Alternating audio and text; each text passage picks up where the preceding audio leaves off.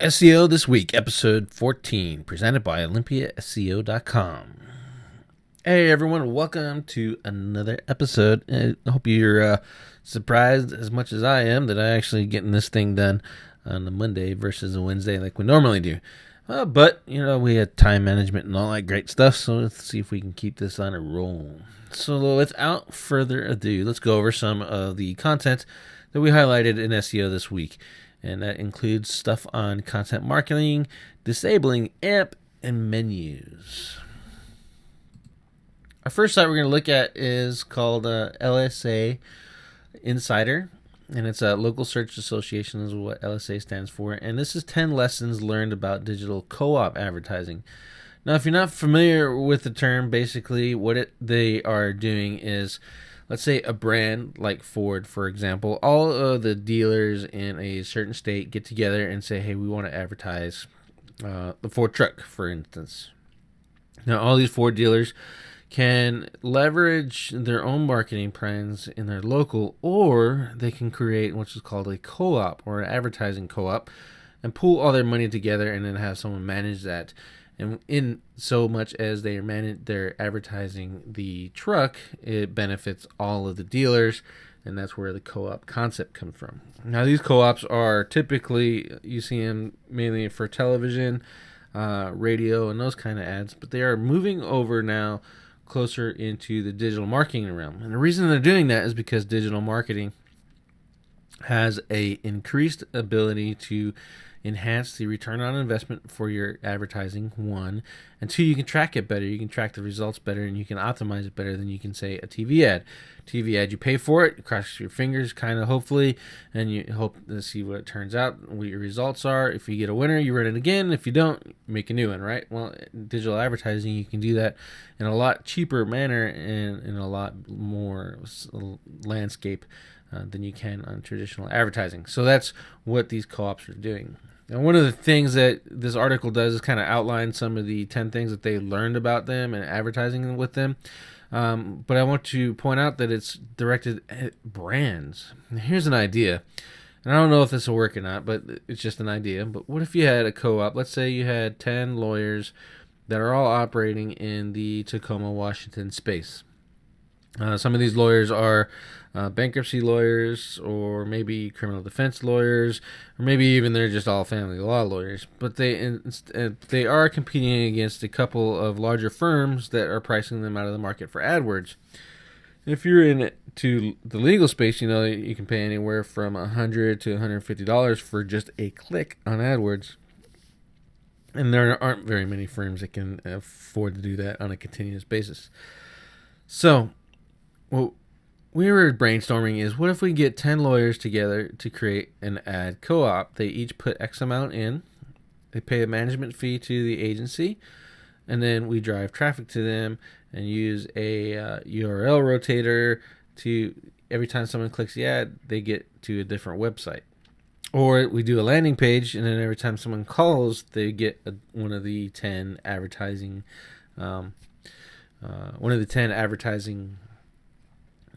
agencies or or firms. So I think it would be pretty good. You kind of brainstorm that for yourself.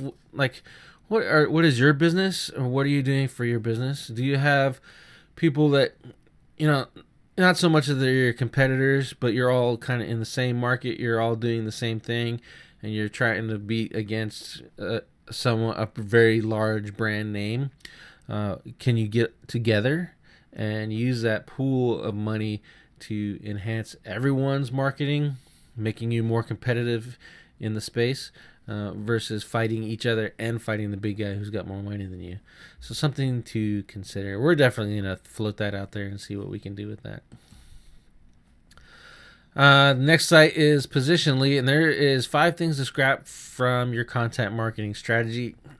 Honestly, one of the things was to scrap clickbait headlines, and this one is, I don't know if it's clickbait, but it is kind of misleading in so much as it doesn't tell you 5 things to get rid of. It tells you basically what to do. And one is to write some larger content. We typically shoot for 1,300 words. We've had testing done. We know that 1,300 words is a sweet spot for Google right now. And we could keep those tests going continuously, so to see if that ever changes. But right now it's 1,300 words, and we've been able to increase the rankings for our clients by just adding the more content, better content. Obviously, we want really good content, but by adding more content to a page, we've been increasing the rankings, and we're doing that with minimal link building. So that's really good for the webmaster who can take the time to research, write good quality content. You're not going to have to do as much link building in order to promote your content. And then it says publish some original material. Duh, you don't want to copy paste. Quality over quality over quantity is more important. We agree with that. You want to make sure that if you're going to take the time to publish, that you're publishing good stuff. Don't just do it. Originally, when we started my personal blog at clintbutler.net, I had to wipe out the complete thing because I was doing that. I was posting a blog post a day, and eventually, after a couple months, you run out of things to say, and then your quality goes down, and now you're just publishing to publish. So don't do that. Get on a schedule. Find something that works for you. It works for your business. If that's once a month, twice a week, or whatever, just get on that schedule and stay on it. But don't worry about this let's publish every day nonsense. It's not going to happen. One, and two, you can't promote content every day, a new piece of content every day, and expect to see results, especially with if you're hitting the same pool of people over and over again. It's just not going to work. They're going to get tired of you and stop helping you. Publish original material. This will get harder and harder as you go along through time. You'll see specific in certain niches. There's really only so much you can say about something. And then it says to add some of your own twists and stuff to it. Again, that's all fine and great, but if you don't have anything new to say in any way, then really what's the point in putting out that content? So look at it that way. If you're like, man, this sounds like what everyone else is writing, maybe you probably shouldn't be writing about it anymore. Or maybe you should do some tests and take a piece out of your topic and expand on just that one little piece in a new way that would add originality to your material. Avoid using generalizations and cliches, sweeping statements, etc. I don't know. That's just, in my opinion, that's basically what they're saying is don't hurt people's feelings. I think that's probably the wrong way to go. You want to be yourself. And if your statement is we all know because you're in a market, i.e. you're a lawyer and you all know, and all of your attorneys that are following you all know, and all of your legal aides all know, then I guess we all know would actually apply, wouldn't it? So I kind of disagree with that one. And then don't hunt for low quality backlinks. Here's where I really have a big issue with this article. It says don't use unnatural or low quality links that will negatively affect your rankings. It didn't say what. It says don't low authority sites. What is low authority, and who's based on whose authority is it? And second, paid link farms. We agree with the paid link farms thing. You don't want to go out and buy links from directories that are just publishing everybody's link who gives them $25. But what is a low authority site? It could be a brand new site, so because it's brand new, you don't want to reach out to the 300 people that are reading it. That doesn't make any sense to me. So I kind of ignore the entire scope of this. Don't go hunting for low quality inbound links because it doesn't provide any value whatsoever. And on top of that, it says just publish content, and then if you publish great content, people are going to link back to you. In short, clear, and rather unpointed words, that's bullshit. You have to promote your content. You can write until your fingers fall off. If nobody knows it's there and nobody is reading it, they're not going to link to you. So you have to use your link building. And we talked about this in SEO This Week, episode 12 or 13, I believe. It saying use your link building as part of your marketing strategy to promote your content, to build that snowball so that your snowball collects more readers, and then those readers link back to you, and that snowball grows organically. And that's what I think people should really be saying. Just, I think it's completely irresponsible for anyone to tell people just publish high quality content and you're going to increase your chances of ranking. That's such BS, and I can't believe that it's still being talked about in that way today. Next one is practicalecommerce.com. Great site. I like this site. It's easy to read, and the writers are actually pretty good. And here is some ideas, not really just for January 27. Let's think of this as something that you should probably already be doing, but if you needed a kick in the head to remind you, then go for it. First is start a video series. This is actually pretty cool. Basically, what you do is you take a topic and you divide it up into, let's say, eight subtopics, and then just create a video series. First video highlighting this is the topic, and then each one of those subtopics addressing it, and there you go. And then you can get your followers to follow along with you, and it's a great way to write a content editorial calendar for you. Celebrate the Chinese New Year. I think that's newsjacking essentially. You can just describe what you're going to do and some other stuff. You get some traffic out of that. Is it going to be targeted traffic? Probably not. It's going to be people interested in Chinese New Year and maybe how you're selling it. If you write it interestingly enough, it's an option. But the point I would like to take away from that is use holidays and newsjacking as a way to get yourself in front of the topics surrounding it. Be careful, however. Newsjacking can backfire if you're turning it something that is essentially what quote unquote a tragedy into a marketing piece. You will get burned for that. So you have to be very careful with the newsjacking process. Offer classes. This one is really good. I like this one. Basically, what it's saying is, let's use Olympia SEO for example. We offer done for you services for people that are doing DIY marketing. So offer classes, i.e. you can either do classes for live events, or you can do internet marketing classes or digital classes, and hand those out to people and that's your content.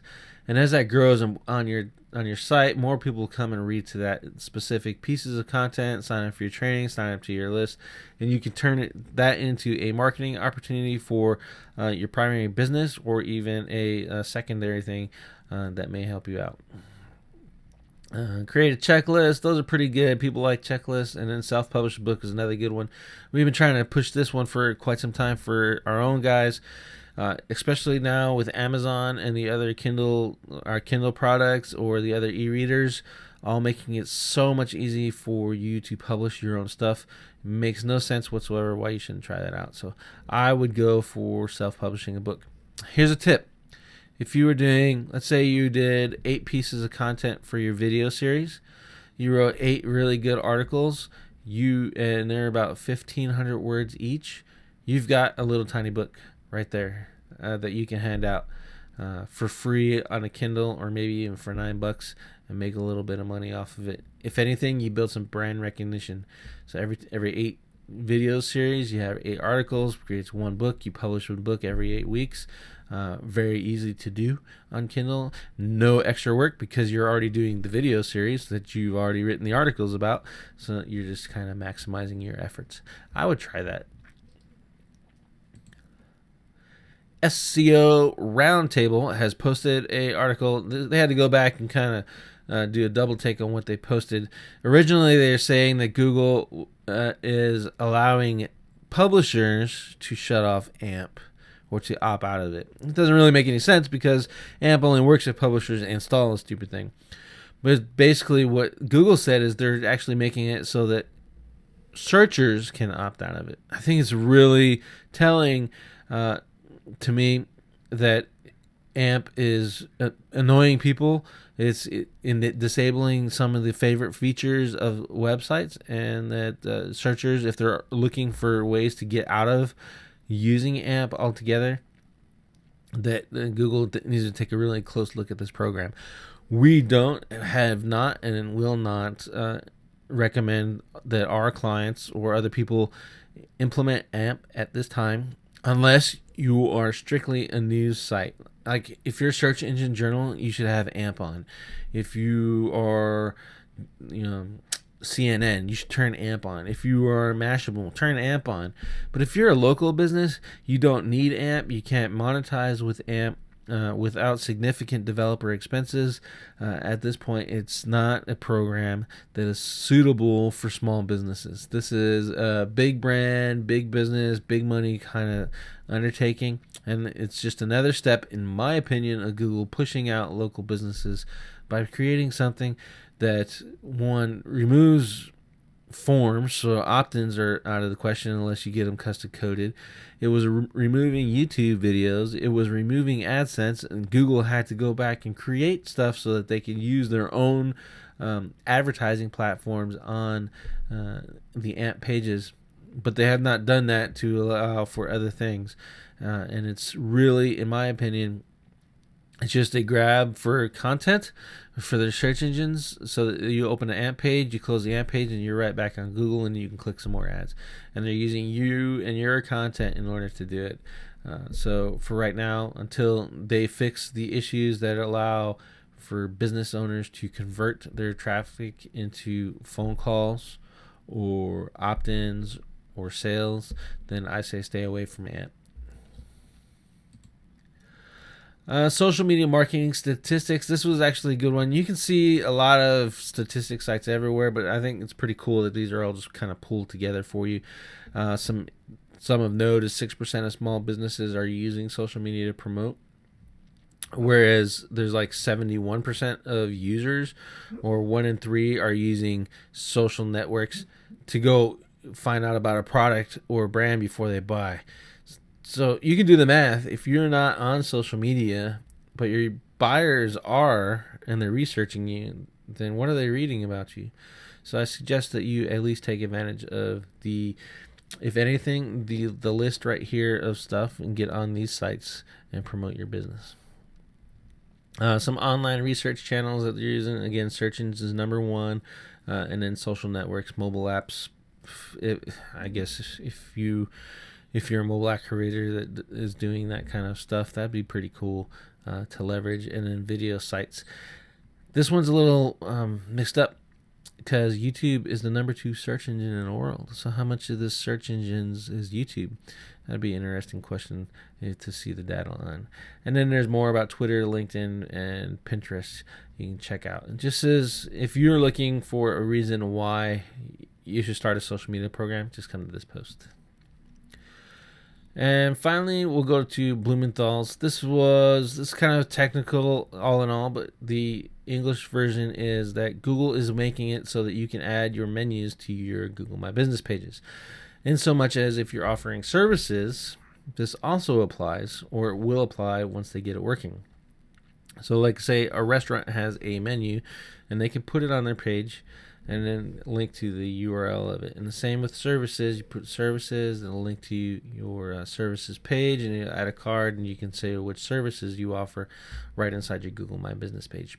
Pretty cool. Again, this is Google. It's giving it to you, I think, with the changes to schema that we pointed out in the last couple of weeks, that rich cards are coming, allowing you to more than likely is going to be allowing you to take advantage of schema, and more importantly, advertising, i.e. pay-per-click, and creating a rich card extension so that you can have a rich card for, let's say, your top 3 services that you offer underneath your ad. That's where I see this going. So pretty cool information. Nothing you can do right now. Maybe you can check it out, read it, and keep watching the attributes section. Make sure that they see if they fix it, and then play with it from there. Well, that's it for episode 14, content marketing, disabling AMP and menus. So thank you very much for watching SEO this week.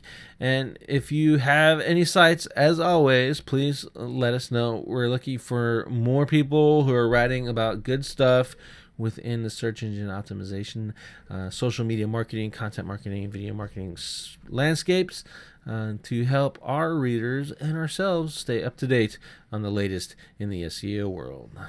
It's Clint Butler from Olympia SEO. Thank you very much, and see you next week.